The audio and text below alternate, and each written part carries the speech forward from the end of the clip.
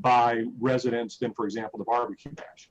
Nevertheless, there are all sorts of options in either direction as to how we could go about making these either partially or fully self-sufficient.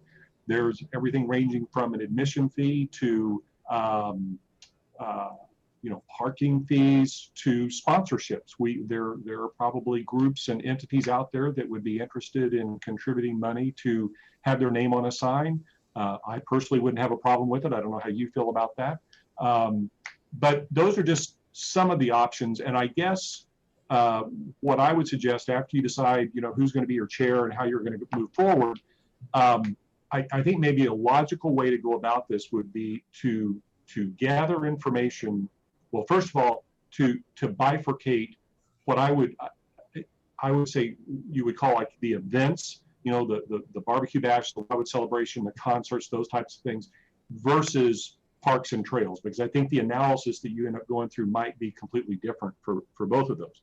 And then once you've done that, rather than you inventing the wheel, I would suggest that you give consideration to having our city team members, whether it's Kathy or whomever, do some research as to what other municipalities do. I know we don't have a standalone structured facility like an ice rink, but I remember, when I used to work up in Creve Coeur, I'd go to their ice rink and skate, at my lunch hour or whatever, and I walked in the door. First question was, are you a Creve Coeur resident? The answer was no. Great, well, I'll take $5. I mean, so, there was an admission fee because my money wasn't paying for that. It was the citizens of Creve Coeur who paid for that. So again, I would probably think about maybe, compartmentalizing these in terms of events on the one hand, parks and trails on the other, and I may be missing some things here.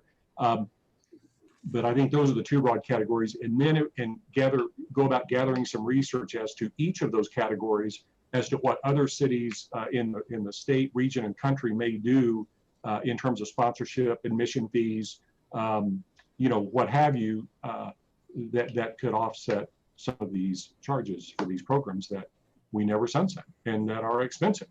So that's it. Okay, thank you, Mr. Mayor. Yeah, you're welcome. And so, my style is not to interfere with committees. So I'm going to leave you pick the best and brightest people, as I know you are, and you just sort of leave it to all of you to come up with a recommendation or set of recommendations. There's no timeline on this. Obviously, with budget coming up for 2021, it would be helpful if we could at least have, I think the council and I could have some ideas to where you might be headed. But if you don't have any questions for me, I'm going to leave it to you. Otherwise, I'm happy to stay on and answer questions or discuss whatever. But if not, I'm just going to let you go about your business. Any questions? Thank you, Jim. No questions. Lauren, you all good? I did just want to say my computer just froze a couple of times, the mouse on my end. So if I would need to disconnect and reconnect, it's technical difficulties. So that's okay. So Joe and Deborah, that's when you take votes, is when her computer is going out. Got it. I'm just kidding. the Wi-Fi lead, nominated chair. Out of order. There you go. There you go. Off with your heads. Disney style. Okay, Steve, did you, Joe, or Kathy have any, or Julian have any questions for me? No, sir, not at the. All right. I'm going to leave it to you, and I know you're going to do a great job. So have fun. Thanks, sir. Thank you.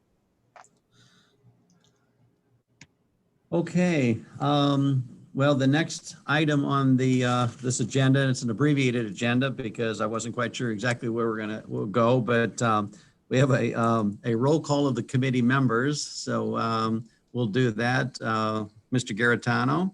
Present. Ms. McCutcheon. Here. Councilmember Edens. Here. Thank you all.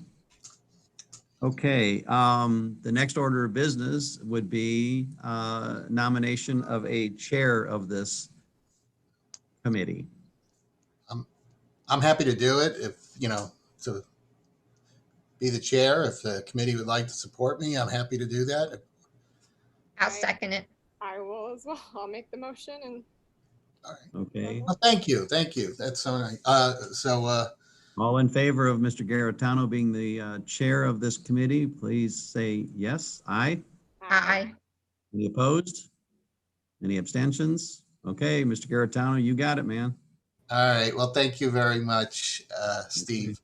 All right. So I guess now that we've completed that item, we'll move on to the next item of the agenda, which is the discussion of the goals, objectives, and next steps. And I think the mayor has helped kind of set a course of where this committee should potentially look into. So I think maybe if we can just rehash those items and get validation that those are the areas, and if there's anything else that would be places that we should look into, then we'll put that on kind of our list of opportunities or goals and objectives, and then we'll get into talking about how we'll go about doing the work, the next steps.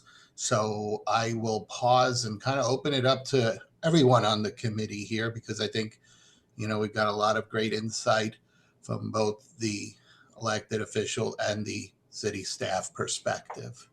So let's see. With that, then, I know the mayor mentioned a few items. Let me pull up my list here regarding looking at events, parks, and trails. Joe, can I ask a quick question? Yeah. So do we have a list of the events that we do annually or semi-annually so that we know what ones to look at? Which Joe? Do you want Joe Vunich? Well, you're chair, so I was asking you. But I think we'll do that. I mean, I think we're going to start at 30,000 feet now, and then I don't expect that we're going to pull the list and go through all those items right tonight. But let's kind of set a course for where we want to focus, probably for our next meeting, so that in the next meeting we'll have the data, the listings, the information to look at, and then kind of figure out where there might be some opportunities. But that's a good question, and I would anticipate that's going to be an action item. Let's get the list of those items there. Go ahead, Lauren. I did want to go ahead and tell you guys, I did come with a little bit of a list from economic development. Julian and I did. Could you speak a little closer to your microphone or adjust your microphone volume? Yes, that's as loud as I can get it. Can you hear me now? Okay. I did come with some numbers already of programs that were being done in economic development and the total cost, and I wanted to kind of give you an idea of what we've done and how we have made some programs already revenue neutral. Oh, not revenue neutral, but cost neutral. You're sorry. Let me pause you for a second, Lauren. You are kind of fading out. There is a setting to adjust your microphone volume on Zoom. Okay. Right next to the mute button, you'll see a little arrow, and you'll want to go to audio settings. And just there, once that opens up, you'll see a bunch of selections. Hopefully the audio one is there, and the microphone, there's a little slide bar where you can adjust your microphone volume. Audio output is all the way up for me. So no, well, the speaker output is the top one, and then the microphone would be the second one below it. Okay. Let me go ahead and try to fuss with this for a little bit, Yeah, and then come back around to me so I don't waste the committee's time. I kind of just figured. I saw Joe too trying to hear on that, and I was having a little trouble as well. So go ahead.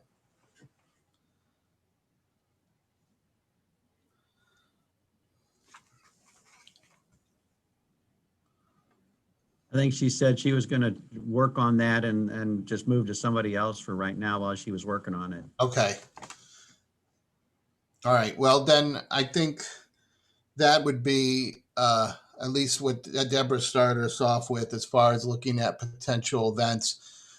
Maybe I'd like to invite the city staff to see what ideas that you may have that we should put on our list as places to explore. Again, this is not advocating for or against changes. It's more of just where do we need to look at.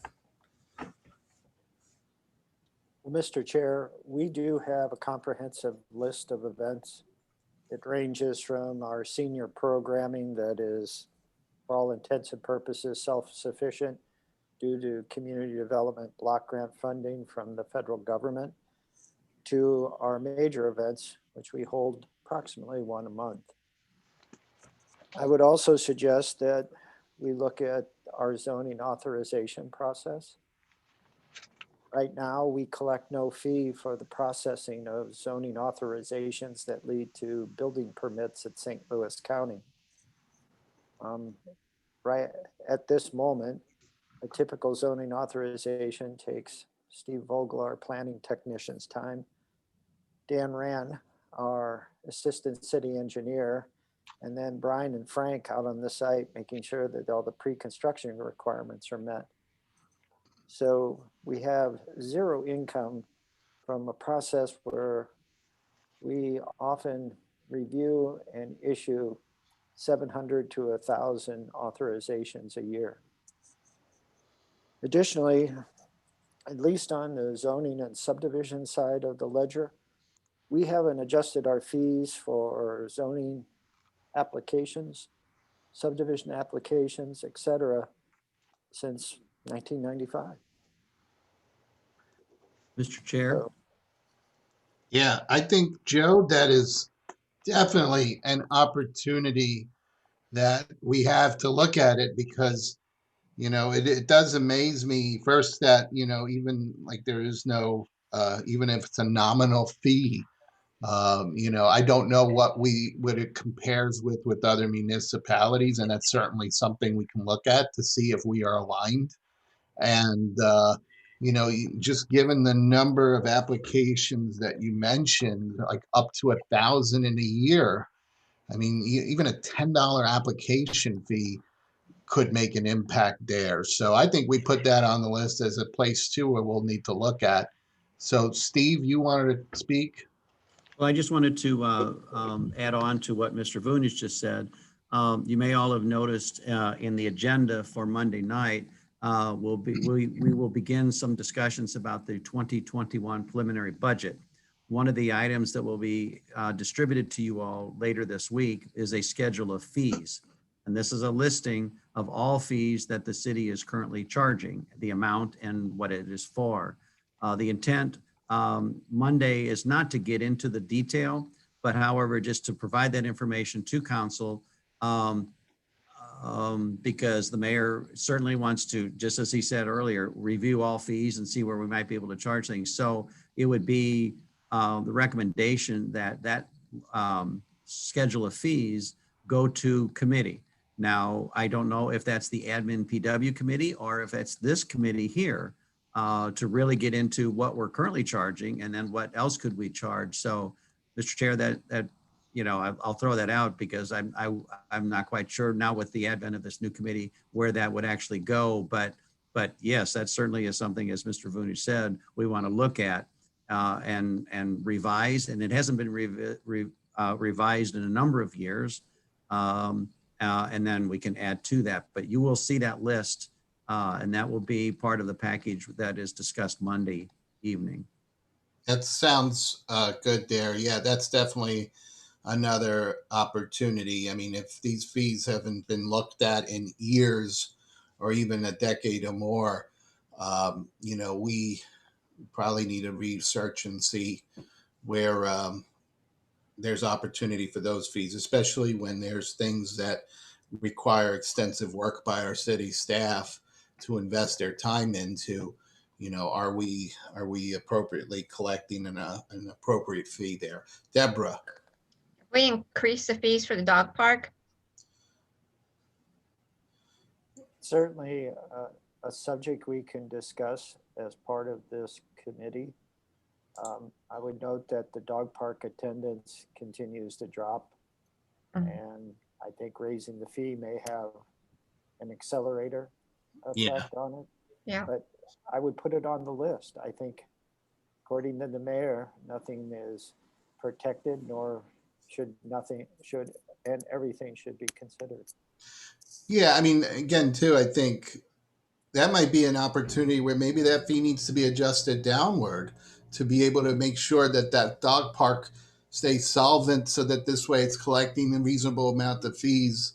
And if right now the fee is making it prohibitive, if that is one of the reasons why there's declining enrollment in the dog park, we should look into that.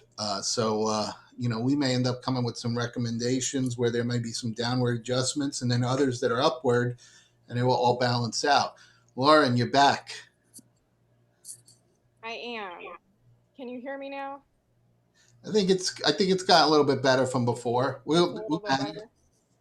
Okay, so I did go through some numbers in economic development, and I wanted to kind of give you guys an idea of what we have done in the past on the 2 programs that have been cost neutral, and then what we are actually costing the city, which is coming out of the special events budget.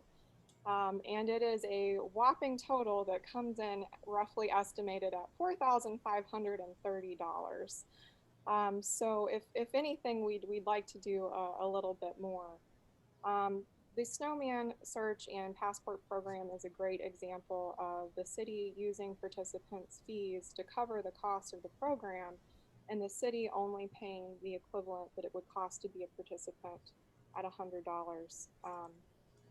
All of these are great programs, but when COVID happened, we found that our businesses were very stressed and that it didn't make sense to do that at this time. So we've actually cut back on programs.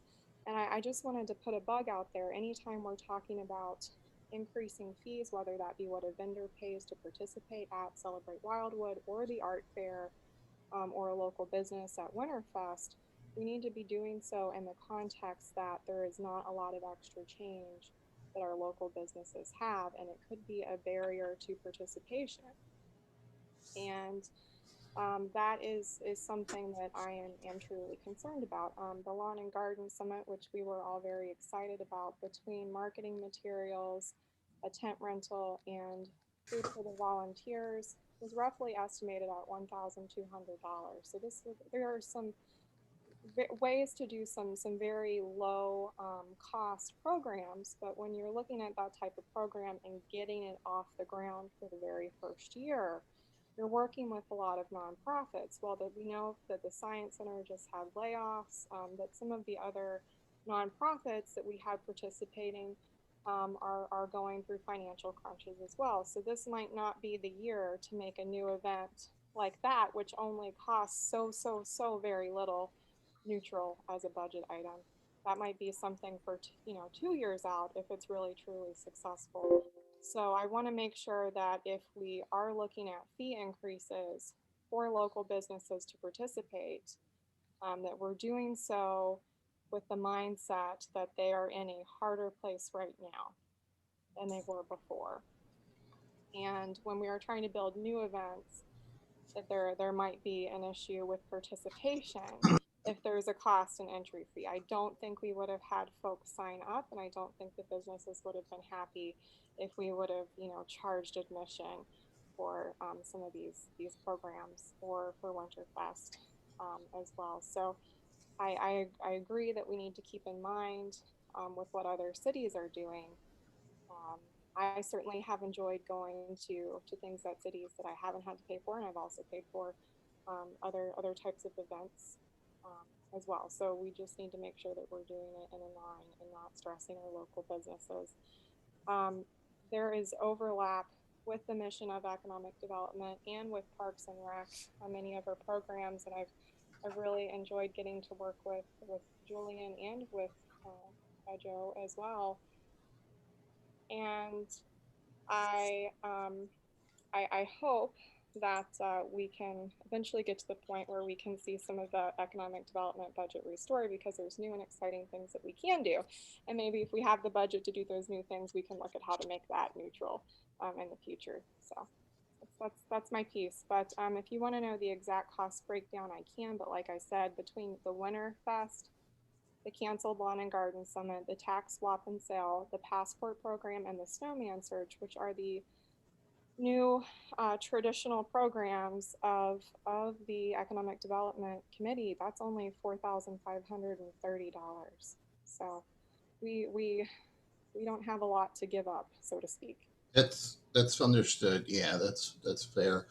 I think you raise some good points that, well, obviously do not want to create or add a burden to participants or participants being whether it's businesses or people that take part in the activities.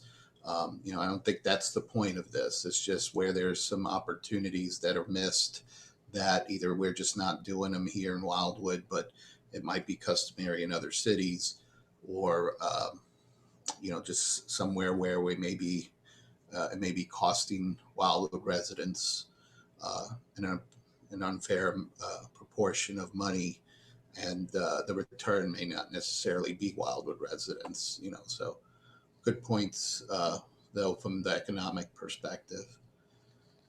Do we have any income from the farmer's market? The way the contract is structured with the market manager, we actually pay her a stipend for the 6-month period.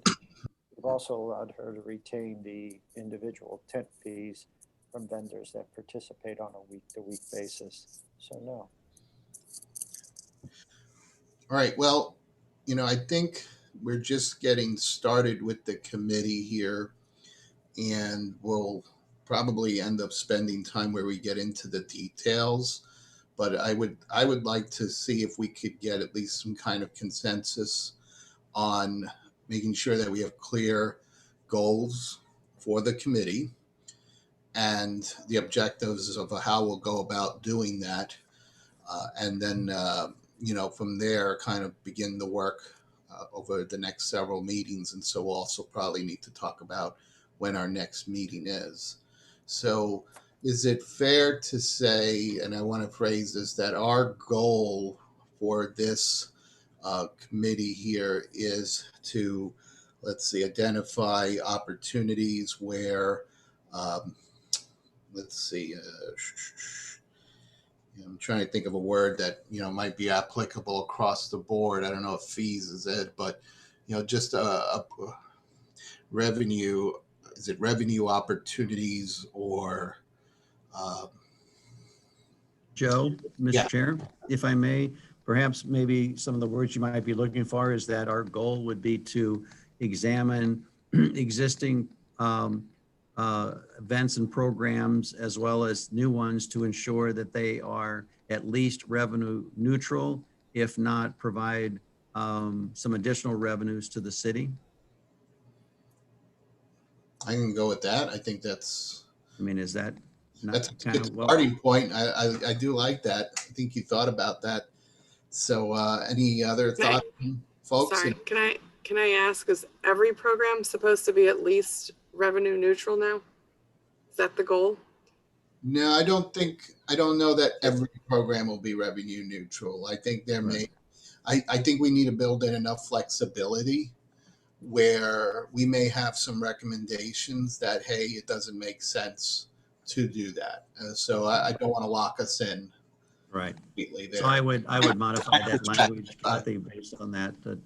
That doesn't say every program, but where feasible, I suppose, would be some additional words to add to that.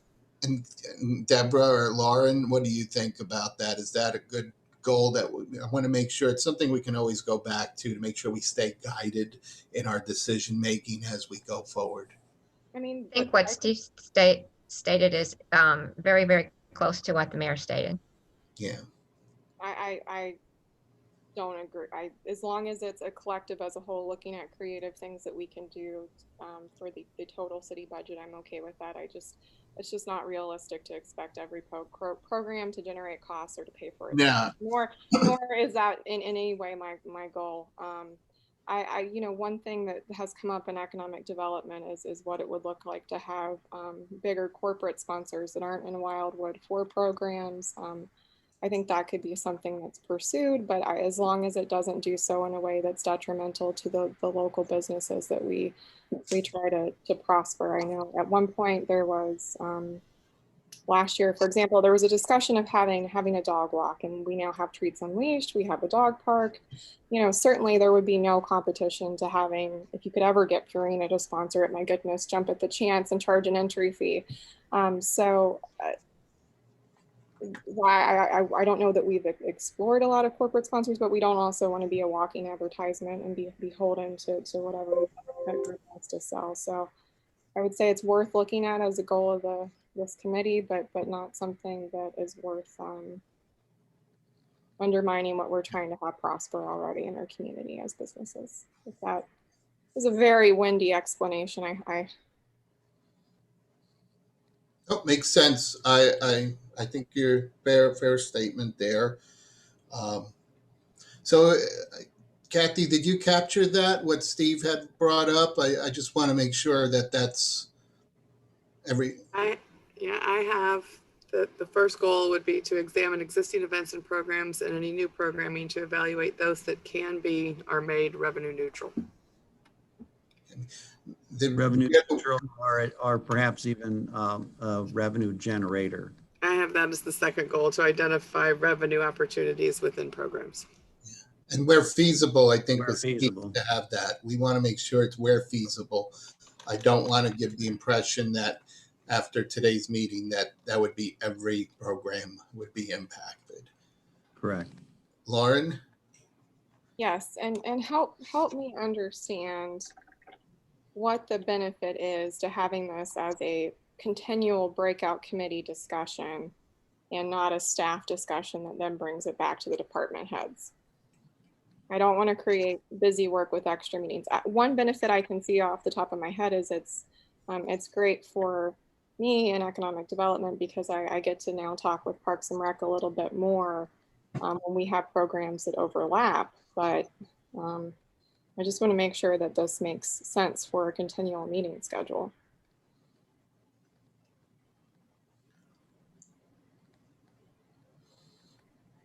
Something to chew on. Head to chew on. So, all right. Well, if that's that there, I think we'll kind of have that as our goal. And then the objectives about how we'll get there. I think the first thing is trying to get that inventory of everything that's, what we could explore. It doesn't mean we're going to change it all, but at least let's look at the playing field. Let's look and see what is out there. And then we may then prioritize based on what exactly we're looking at, whether it's a program, some type of activity, and then identify the pros and the cons to potentially looking at changing the fees for that. Because the point's been made today, there may be some things where it would be detrimental if we were to raise or impose a fee, detrimental to the longevity of that event or that program. And there's also the reality factor. I mean, sometimes the benefit is not enough, as far as all the costs involved with imposing some kind of fee. So, we have to look at exactly what that is. All right. Deborah and then Lauren. So if the parks and, is it stormwater tax? If that passes, is that going to have some input or impact on our fees for our events, or lack thereof fees for events, or is it mostly going off towards stormwater in the watershed? You're talking about, what's being, I guess, has been mentioned over in the Watershed Erosion Task Force. Well, I mean, right now, I think that is just one lever that they're looking at. Doesn't mean that it is even anywhere yet, been voted on by that task force to go and consider that option. But I do think that is one area where there may be some opportunity. And again, there's no date to that yet. But I don't know that I think I would connect those two. I think they're kind of unrelated. Plus that specific goal of that, discussion there is for the purpose of the stormwater and parks. So I don't know that I would put those two together. Just a thought. What do you all think? Maybe I can make the discussion a little easier. If the stormwater and park sales tax is approved by the voters of Wildwood, I believe there's several requirements relating to how the money is used. And primarily it's for construction and maintenance. Yeah. So none would be diverted, in my opinion, to events. So, well, my thought was, the mayor brought up parks and trails. And so that's where my head went. Yeah, That's the reason I thought of it. yeah, no, I think they're unrelated, but Joe's right. That's what I was thinking there.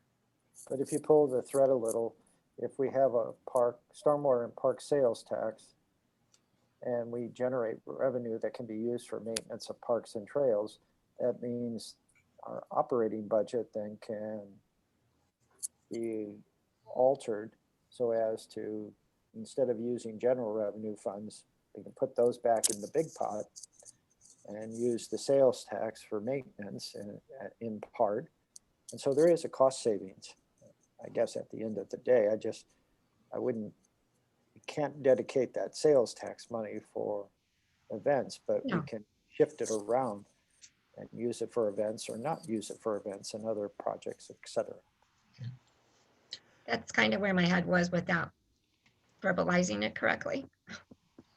So thank you, Joe. I think you All did right. fine. Thank you, Joe, for jumping in. Lauren and Steve. Yes, well, one thing, we've talked about it briefly since I've been on council, but I think we should touch base again with what it would look like to do joint events with other cities in the area or cities that just have common interests. Obviously, it wouldn't be for things that are very individualized, like Celebrate Wildwood, which is Wildwood specific, or when we're featuring just Wildwood businesses. But we're not the only ones in a budget crunch, and might actually get more people to visit the city. We could split costs of overtime for the police department, pavilion, tent rentals, guarantees for food truck sales. So it might be a neat opportunity to cost share, and maybe there's another opportunity to look at pooling again for supplies. I mean, I know admin and public works is part of a pool in the area for purchasing road salt, because it's a community bulk rate rather than a city rate. So I don't know if there's anything else that we use in just regular departments or for programming that we could pool with another city for a reduction in rate. Obviously it takes a lot of time to coordinate, but it's worth thinking about.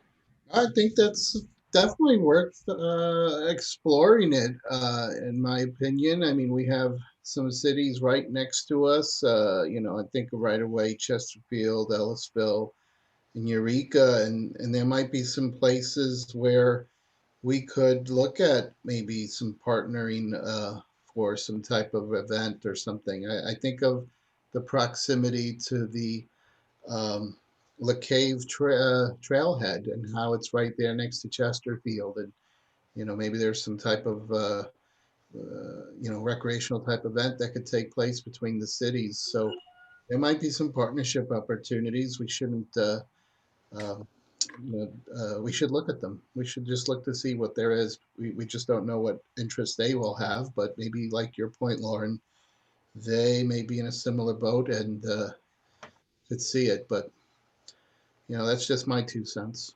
And I will say too, talking about events and cost is one thing. I think it's different than a philosophy of just charging for use of parks and trails. I'm not okay with that. It's very much the same right as someone has to go to a library. The point is that it's a free access and it's available. So I just want to make my opinion about that, clear. I Yeah, agree. you're right. I mean, that's why we do collect sales tax. And that is a big part of the city's revenue to provide services and necessary functions for our residents. And unfortunately, that big bucket that we rely on is shrinking. There's the talk of the brick and mortar sales shifting to online, which right now is a completely missed revenue opportunity. Not our fault, but it is hopefully something that the state will address in the next year through the Wayfair, discussion, so that this way we can start to collect that missed revenue that we're not collecting right now. And, we have to, in the meantime, look at it. And then two, the other thing I think we should not overlook is that we do have partnerships in place with our other cities already. So I think we're very grateful with Ellisville that our residents can go and use the pool when it's open, not this year, but the same thing with, I believe, with Baldwin, with the Point. So that is just an example that those partnerships are there and working, and they've obviously offered our residents and an opportunity to participate. So that just made me realize we may have some more options like that. Kathy, you're quiet. I'm going to call on you. How about you? You got any ideas? Usually you have good ideas. Thank you. I have ideas. I have, but I think today is just kind of hearing what, what you all want to get out of it. But I think as we dive in, I always have ideas and opinions, and I'm not afraid to share them, as you know. So And Julian, you've been a little quiet there. I would agree with Kathy. I think most of what we try to do is hold events by the business owners to benefit the business owners. And right now we're still trying to do that, but in an economy where we can't necessarily rightfully ask them to give us registration fees, knowing how much they might be struggling and not necessarily open for business or very restricted in their business, it's hard to necessarily ask them for finances. So we're kind of in a limbo, at least for now, focusing on virtual until we know if we can do in-person activities again. Steve, you had your hand up?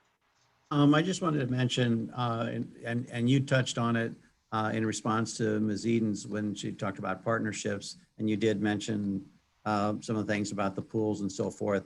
So yes, the mayor mentioned about different municipalities having things, so we don't have so in terms of partnerships, you specifically called out SALT and so forth, and I wanted to let you know we do have partnerships with other cities, Chesterfield and others, that we buy road salt in bulk, and we share those costs by doing it in bulk. So we have that partnership as well.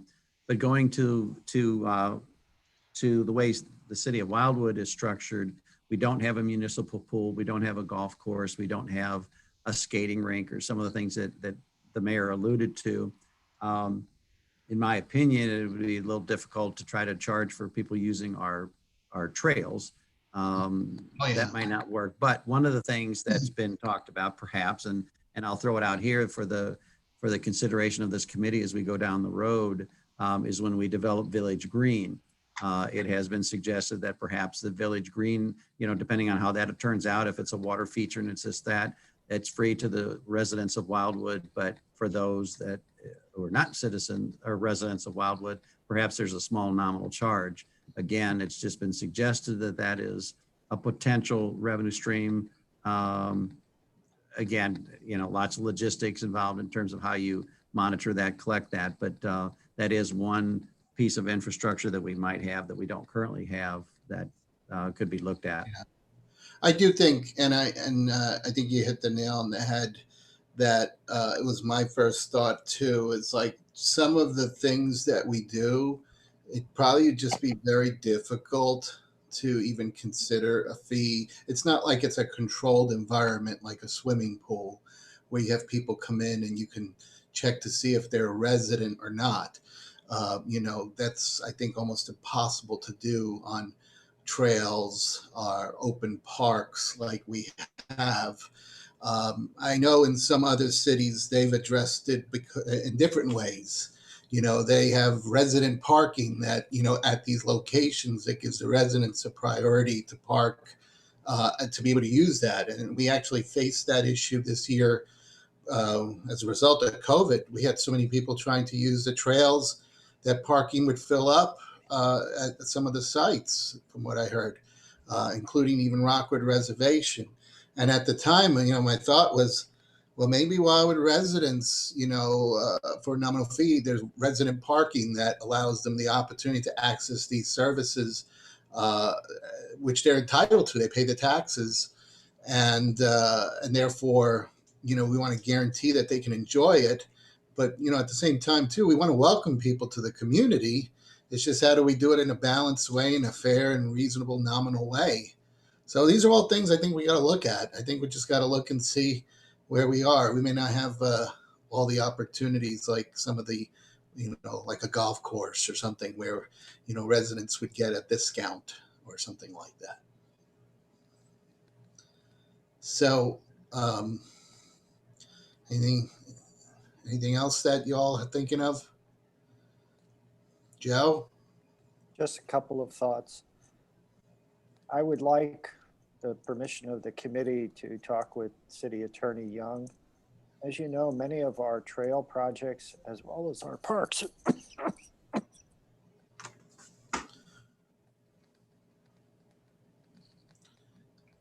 give Joe a chance. Steve, if you're there down the hall, you might have to go and, help save him. He's on the other side of the building. I can't run that fast. I have bad knees. my apologies. I would like the permission of the committee to talk with City Attorney Young.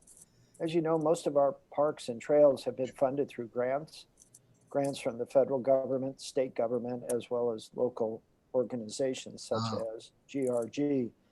I think a component of the grant oftentimes is that they're open to the public for use. That's right. Yeah. Yeah, that's good to know. We're going to need to know that, because we might have to rule out, and we shouldn't even waste our time if there's some of those places like that.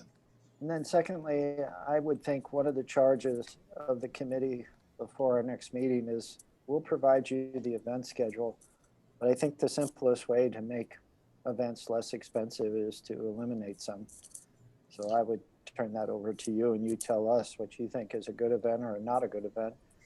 We can then provide you the metrics, so to speak. And then, So does staff get overtime when you all participate in events? just a couple people, Kathy, Gary, myself, we're all salaried, so. Do you get we flex time? No, No? nothing.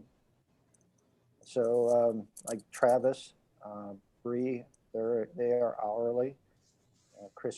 Kristen Parker, our new administrative assistant. So the overtime, principally, I don't think is a large number. I would defer to Mr. Cross, but I think someone brought up the police overtime, and that is a large cost. Yeah. And something we could certainly look at as a committee. Thank you. Well, I've always been concerned too about all the amount of time that the staff has to put in for events on top of what they do already. And I know you enjoy doing some of those, but still, I mean, it's your time that you could be using for something else. So maybe we can look at ways of having volunteers or whatever, or council members participate in events so that staff doesn't have to spend all their time after work doing those kinds of things. Well, and Lauren and Thank Steve.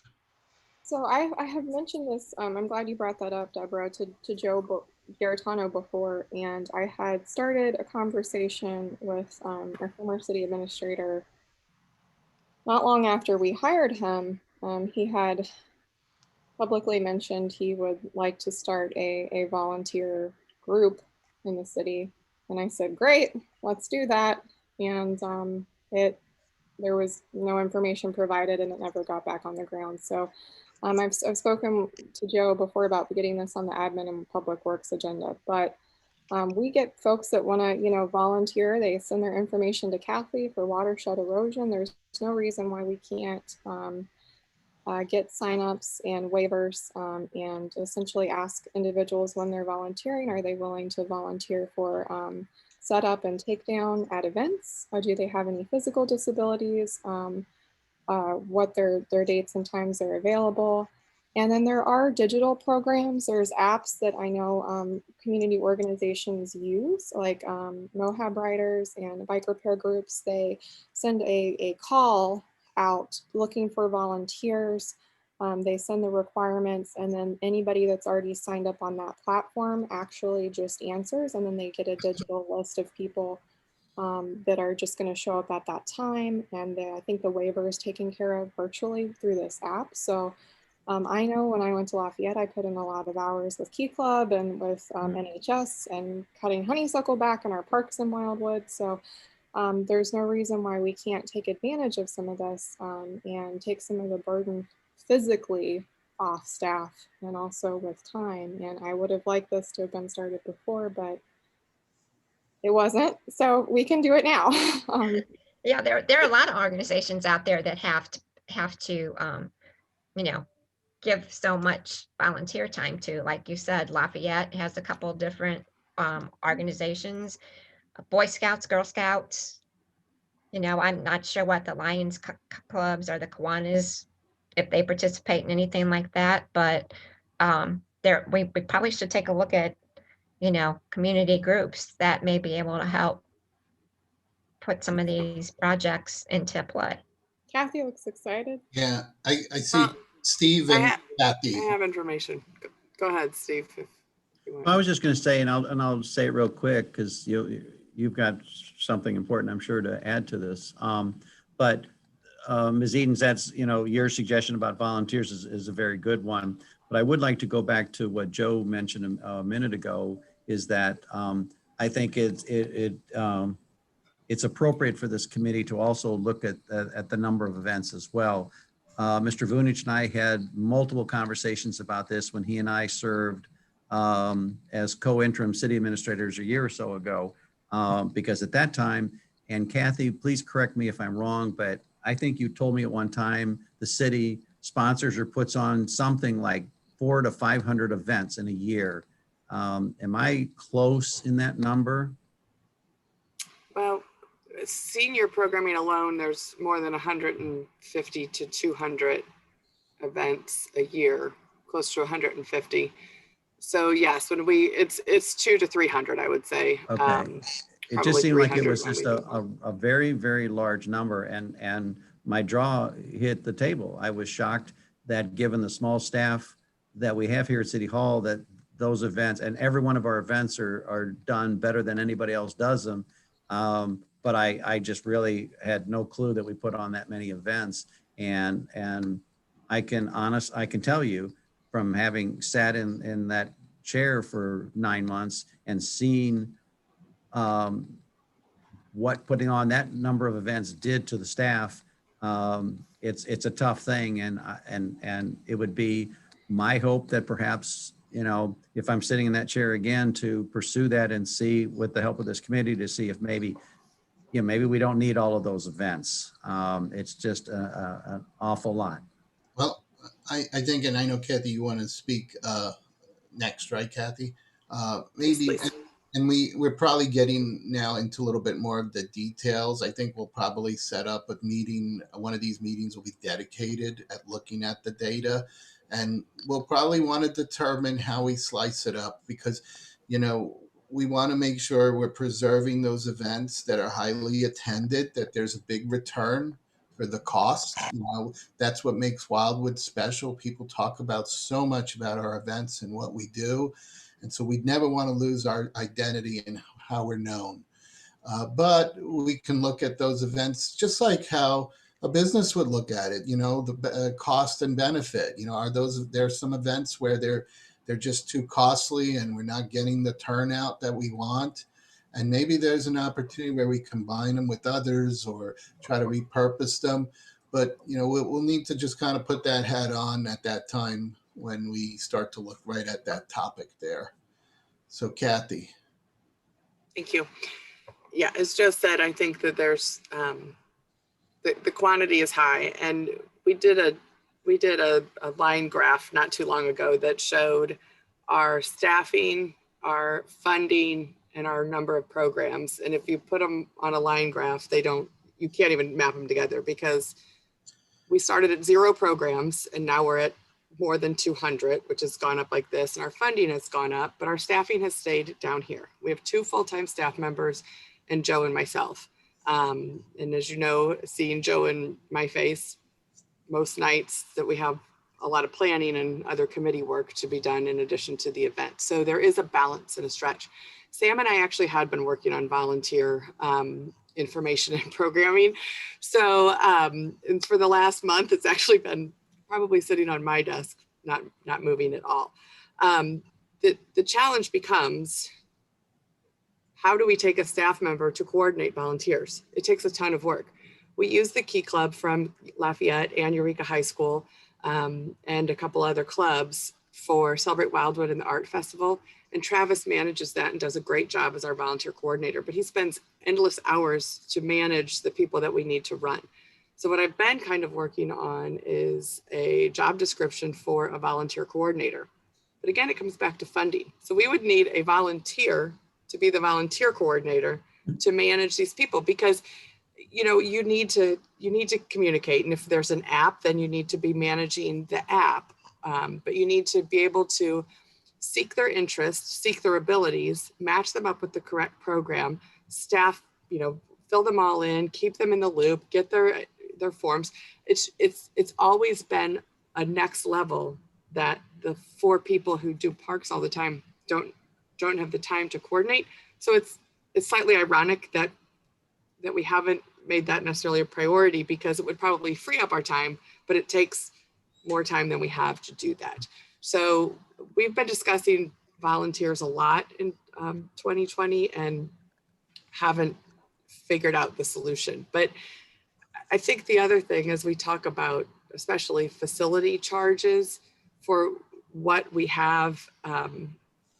Maybe we could put Gary Cruz out there to shake them down and get some money for a fee. But I think we have to really think through, how are we going to enforce this? And I think evaluating our program fees is probably the best place to start before. So from a practicality purpose, our charging at facilities. So thank you.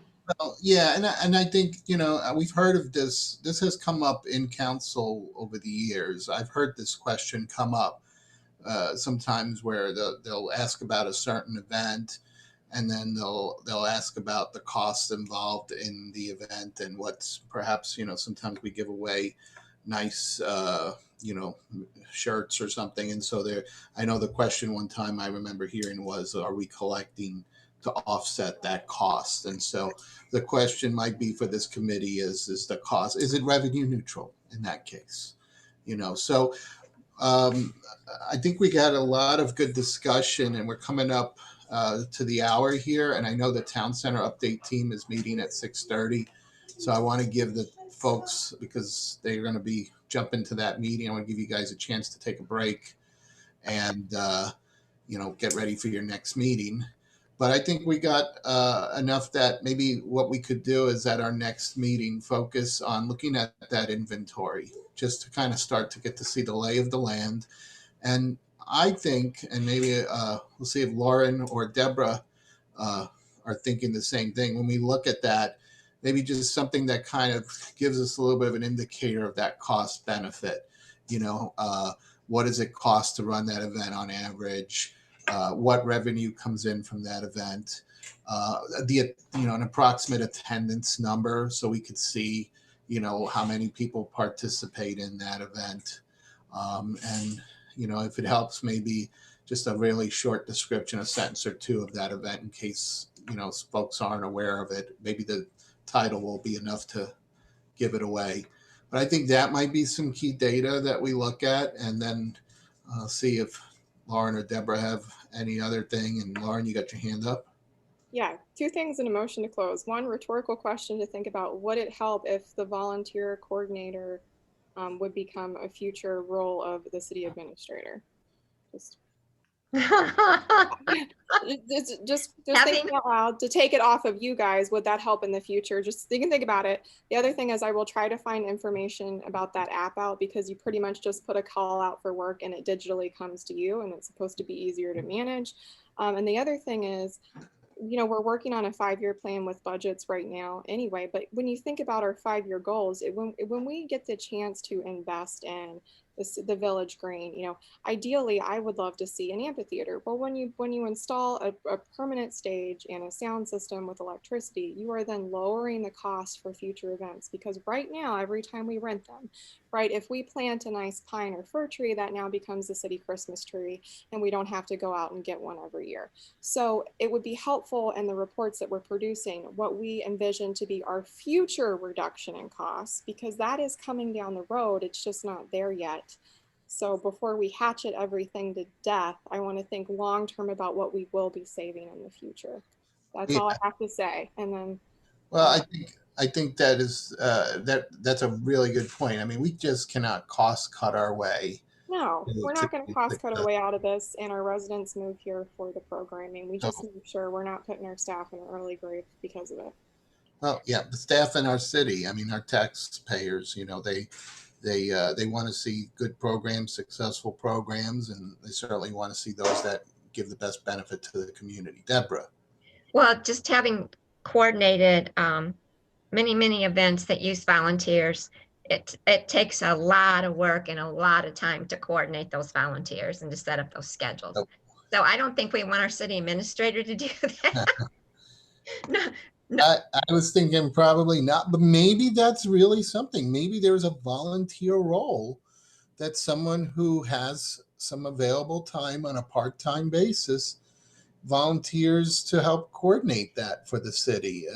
And it's just something I don't know. You know, we'd have to think about it, because sometimes it's hard to get a volunteer to stay on for long. And, you know, we'll have to look at it. But maybe with the technology too, you know, people sign up and then all you do is enter it an event and say, hey, we need 5 volunteers. And you can even break out the description of what the volunteers. People usually go and sign up for shifts.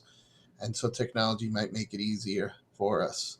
yeah, if you're doing the same ongoing event, once you get it set up the first time, then it's not as much work. But establishing, like you just said, who's doing what, and you know, schedules and all that, it takes a lot of time the first time that you put that all together. It still takes a lot of time, second, third, whatever time, but not as much as it does the first time. So yeah, and I think too, another thing we'll need to think about as we look at events, I believe it would make sense. We want to preserve what makes the event great. And so we don't want to try to cut things from the event to the point where it kind of loses that value that it gives to the city. You know, that's what one of the things we're known for is the great events that we put in. So we'll have to keep that in mind. All good points made. So I didn't hear that there was a time frame as far as us having to meet or something within a certain, date. So I think we've got a little bit of flexibility there. what did Jim say? He'd like to have something by budget time? Well, I would assume that would be next year's budget at this point, because we're talking about the 2022 budget. The 2021 budget will be decided very soon. It's in progress right now. I don't know that we'll have that information. I'll confirm it with him. So that's it. Next meeting date? Motion to close. Well, let's, one more thing, I guess, before we close it, before we adjourn. I think given the size of this committee, we probably got some flexibility as far as when we want to meet again. And maybe the first thing is, when would the staff feel they have enough time in order to come back with some of that data. Well, the fee schedule, we have that now. I'm prepared. I'm presenting that Monday evening, so that is done. So it'd be Joe and Kathy on the list of events. Yeah. You want to do like in 2 weeks? Well, we have the events on a calendar. Probably be easier to put them on some type of chart or table, and do what Mr. Garitano suggested in terms of a cost the revenue associated with it, the attendance. And then what is the revenue source? Is it operating? Is it capital? Whatever the case may be. Yeah, and then any other detail that you think might be helpful. So cost might be overall cost, overall revenue. But if there is a fee, like let's say a race, we are probably collecting on a per person basis. So there's already an offset in there. And that kind of data might be helpful. Maybe it's a couple extra columns there that have that per person, you know, whether it's collected or not. And we'll look and see where maybe we have some low-hanging fruit opportunities to make some recommendations for adjustments, you know, without impacting it. Mr. Chair, I think the earliest we could be ready is probably the week of the 19th, but probably for sure the week of the 26th. And the week of the 26th, that's a week of council. There's council meeting on Monday. Admin and PW meets on Tuesday. Wednesday and Thursday are open right now. That would be the 28th and the 29th of October. So how about the 28th on a Wednesday? Does that work for everyone? We have watershed erosion that evening at 6:30, but so it depends on if you want to schedule before. Well, that would work, and that kind of keeps us time boxed so that we try to be as efficient as possible. We don't, you know. So October 28th, is that way? So if we do something like 5 o'clock, like we did tonight. Okay. That's 3 weeks from today. Good. And then we'll try to end it early to give folks a break before watershed erosion meets. Okay. Is that good with Lauren? Yes. Deborah? Yes. Mhm. Julia? I guess I don't have my book in front of me, but if it's the same night as watershed erosion, then yeah, that's fine. Yeah. All right, good. Okay. Well, now So I think we can do an adjournment, right? Unless there's any final comments. Well, thank you for the first meeting here. This is good. I feel we'll get some good work done here. So motion to adjourn. Who wants to make that?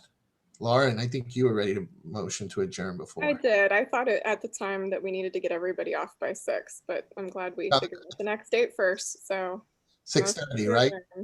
Is it at 6:30? So you got some time. Good. All right. So motion by Lauren. Is there a second? I'll second it.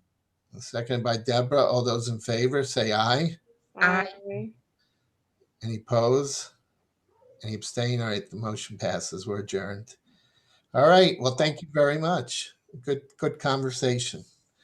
Good night. Have a good